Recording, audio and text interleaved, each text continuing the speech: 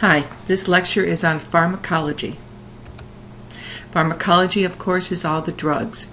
This is any substance or chemical that can produce a change in the body. This includes natural, synthetic, legal or illegal, prescription drugs, or over-the-counter. A trade name is also known as the brand name. It's given by the manufacturer. You'll notice that the first letter is capitalized, such as Bayer, Bayer aspirin, Advil, Tylenol. This is different than generic. A generic name describes the chemical composition of the drug, and it's different from the trade name. And here, an example is of ibuprofen, and the first letter is a lowercase. Whenever you take a drug, whether it's over-the-counter or a prescription drug, you have to decide for yourself, and the doctor will decide when he's prescribing what's the reasons for taking it and what would be the side effects, what would be the harm of taking this pill. And you want to balance both of them before you take anything. The source of accurate drug information.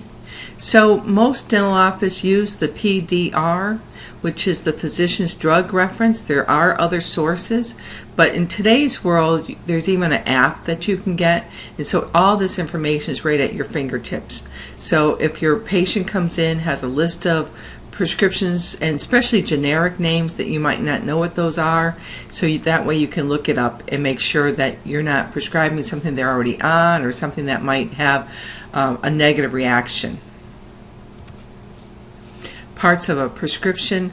We're going to talk here and we're going to show you a paper prescription. In today's world, everything is really digital, but the parts of it remain the same. So we're going to continue here on the paper. First, there's the heading. This is the doctor's name and degree, the office information, and the DEA number. Every doctor has to have his own DEA number. Superscription. This is all the information about the patient. On this is the blank lines. The body. So the body is the inscription, which is the name and the strength of the drug, the dose, and what form. Are these tablets? Are these liquid? The subscription is the directions to the pharmacy. How many are we going to give these? And then the directions is to the patient. This is how often you take it.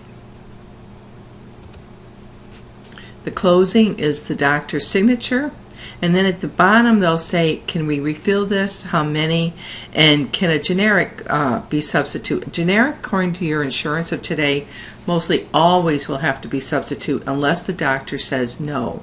I know a lot of people might be allergic to something that might be in a substituted drug, so they'll say no, just this. They're not allergic to this, we know this one's good. Prescription pad security. If an office is still using paper, you have to make sure that they're locked up.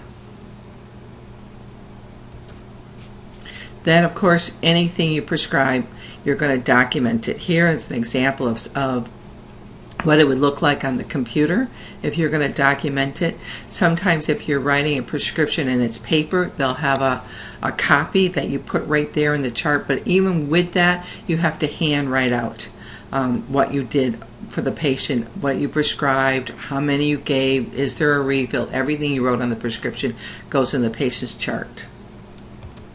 And then there's different ways of taking drugs. For dentally, typically it's an oral, it's by mouth.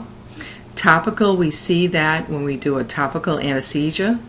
Inhalation, we see that when they're going to have nitric oxide in the office.